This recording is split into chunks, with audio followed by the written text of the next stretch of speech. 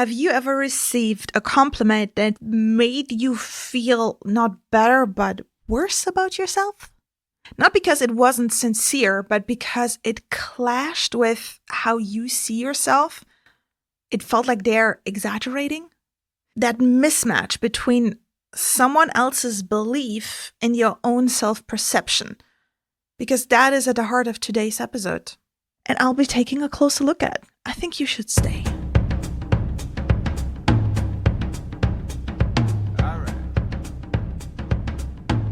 Hi, I'm Nick, and I'm here to say something we all feel but rarely admit out loud. We've become a generation of middle-aged teenagers. Brilliant at building careers, but barely equipped to build lives.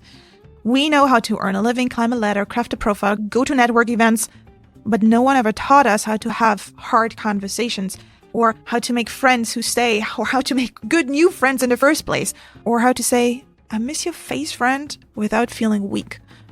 That's not because we're broken. It's because we've never been taught this.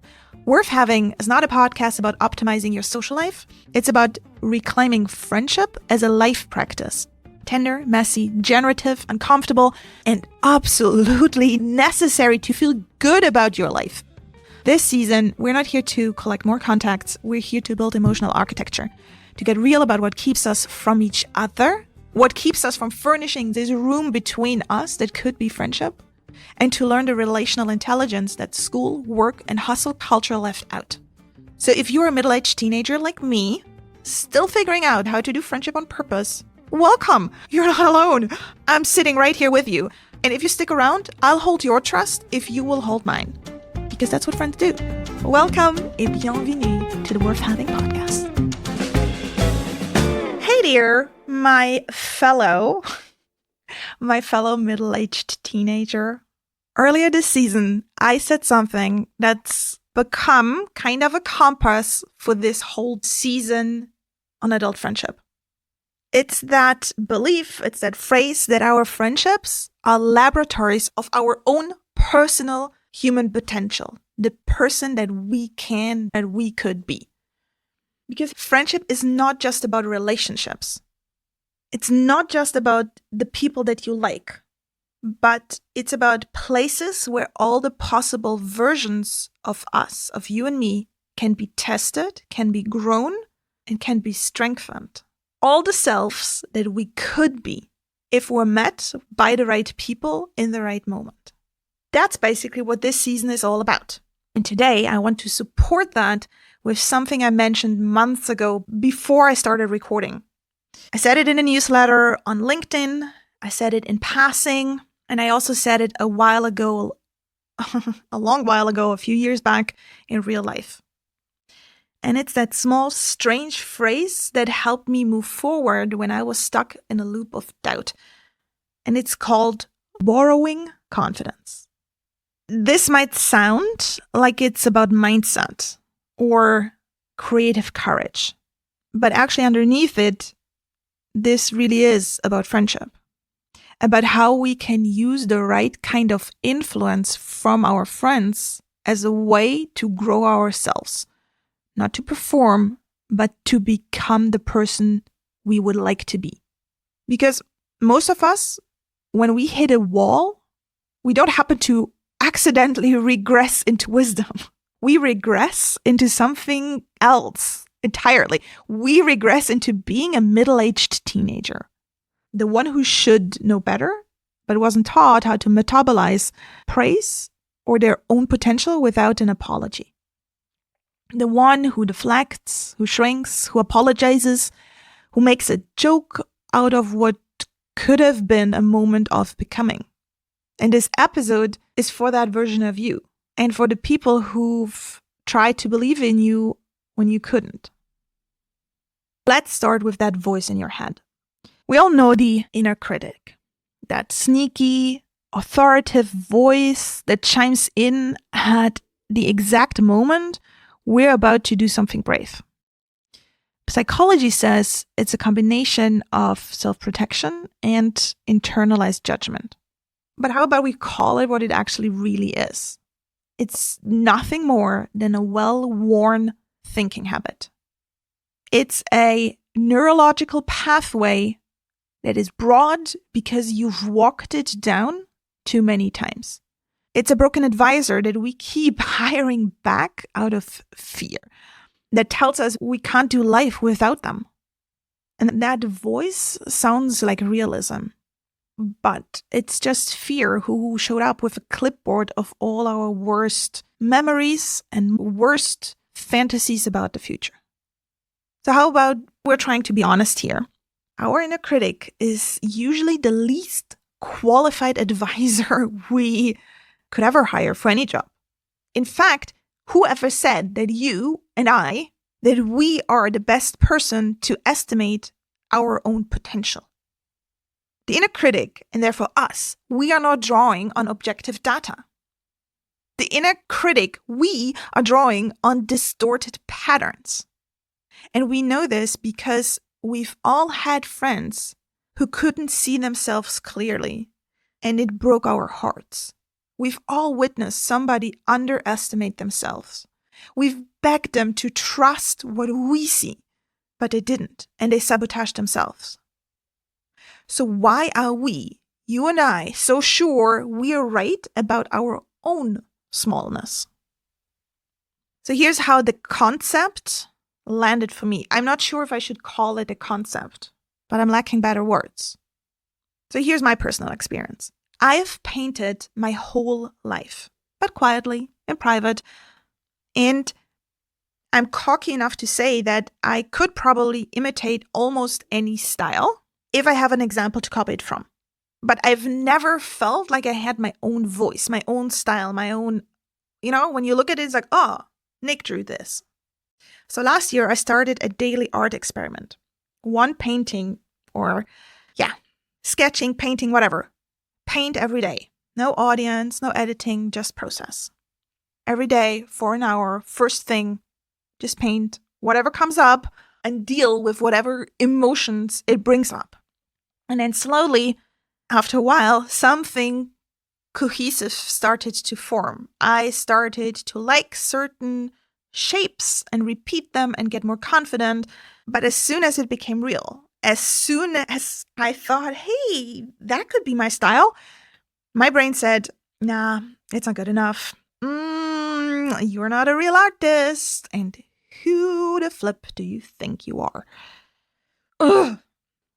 So as I like to read a lot about research, about human behavior, psychology, I introduced a new variable. I showed the work that I did to 3 friends. People that both have love and competence. People who know the field and know me. And guess what? All 3 said, this is cool. Oh my gosh, you should exhibit this. Have you thought about showing this to the world? That was my cue to panic. And I make jokes and I played it down. I was like, no. And sure. And yeah, I'll have a whole exhibition about it. But I felt terror. And as soon as they were gone, it felt like my body was shutting down. It was something that I instantly put on the shelf. And God, no, I had a dry throat. And the thought of actually really showing it, a little bit of this hyperventilation experience. And then when I took a step back from that, I realized that maybe this is the real experiment. It's not about the painting. I started to paint so that I can get over my own frustration, but maybe now I had to get over my own perception of me. So it was about the gap between their perception and my own. So that's when I decided I will just borrow their confidence and I will treat their perception of me like data. I acted as if they, my friends, were right, even though my brain had not yet caught up to that perception. And so I decided to exhibit my work. And quite frankly, when I signed up for a exhibition where, it was organized and there were a few dozen other artists, so I wouldn't be all alone, That was the easy part because it was still months away. I could be a project manager and do what I'm really good at, create a collection, make sure that I have enough pieces, that it would look cohesive. I know how to do all these things, and that wasn't hard. The super sweaty palms, dry throat, hyperventilating, fuck it, I don't want to do this. That didn't start till just a few weeks before the exhibition, and it all became real. So yeah, long story short, I exhibited my work and I live to tell the tale. And if you're curious what my art looks like, you can find me on social media. I have some pictures there, or you can just look under homeworthhaving.com/art. This is what I produced. But let's get back to borrowing confidence. I want to be clear. Borrowed confidence is not the same as hype. Hype is beautiful and I welcome it. But it's not the same thing because anyone can hype you up. But not everyone can offer borrowed confidence because it doesn't just require love, it requires credibility. It requires competence in the field, in whatever you're trying to do, and competence in your character. So my husband was not somebody whose confidence I could borrow. He's an engineer. He doesn't understand anything about art or interior or whatnot.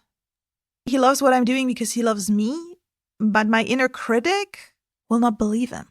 When he says, oh my God, this is gorgeous, you can only borrow confidence from the people whose judgment you trust. Not because they flatter you, but because they see you.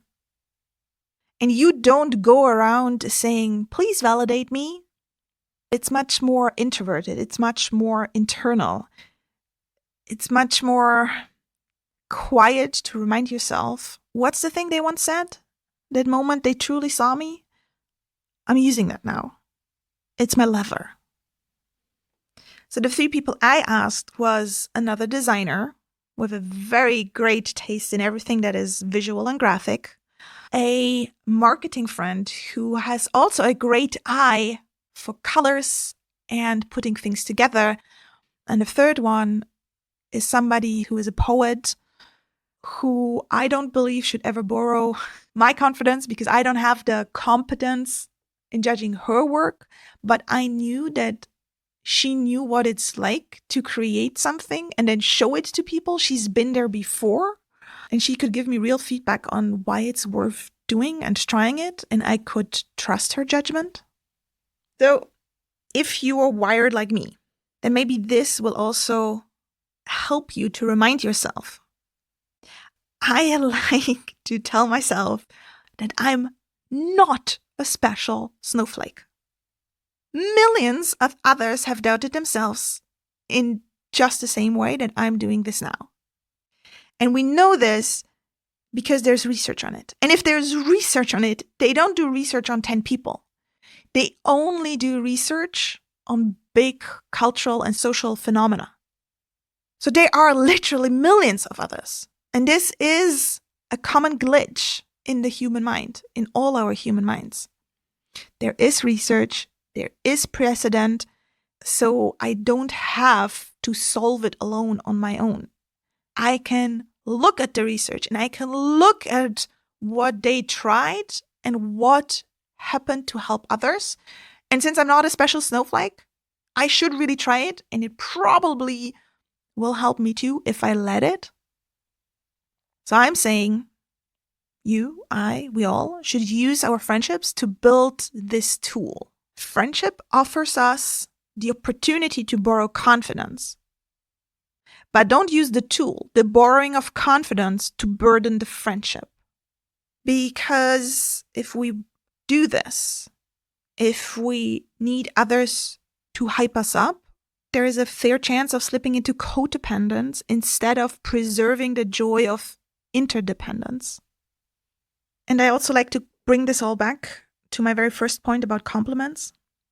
Maybe you're not the creating kind. maybe all of what I just talked about doesn't apply to you, but you've still experienced the inner critic when other people complimented you. You know, that moment when somebody gives you a sincere compliment and your brain immediately starts to explain it away. What if, in that moment, you made the compliment about them instead of about you? Obviously, the compliment was meant for us. But if it becomes unbearable and the inner critic makes it all about us and, imposter syndrome, they don't know shit about us, and if they only knew, maybe you could help your brain and then tell the brain, what if it's not about me, but about them? They are offering something generous. They are trying to make the world kinder. Not many people give compliments. The least that I can do is to receive it with grace and not make them feel awkward for being brave and for having been kind and dismissing their perception that happens to be about me. I imagine this to be a micro practice in co-regulation. Then these moments of accepting compliments, they are not about faking confidence. They become about choosing, just for that moment, to let someone else's emotional clarity override our own fear-based noise. Just try it on for a second, right? What if they have so much more clarity about who we are, what we can do, and what we're good at, because we're standing too close to the tree to see the forest, right? You know that saying, I can't see the forest for the trees. You're too close to it. And we've been there. We've seen other people be too close and wishing they could see themselves from our point of view. And since we're talking about zooming out, let's zoom out here for a second. So as a society, as a community, we often come together when there is a clear oppressor, when there is a system, a regime, a dictator that's trying to tell us we're not worth it or we can't live without them. But in this case, the oppressor is much quieter. It's also a lot more familiar to us because it's us, ourselves, our ego, our fear in our own head. But it's not just us. It's also the cultural story that was told to us that our confidence must be built alone. It's that self-help narrative that glorifies solo growth. You can do it by yourself. Get your shit together, get your ducks in a row, and then show up. It's that narrative that tells us to become independent, quote unquote independent, before we do deserve love. But it's not about being independent. It's about being alone. And maybe independence is way too overrated and it should be interdependence. So here's one truth that nobody taught me, but I came to through life. Confidence isn't always generated from within. Sometimes it's offered by somebody else.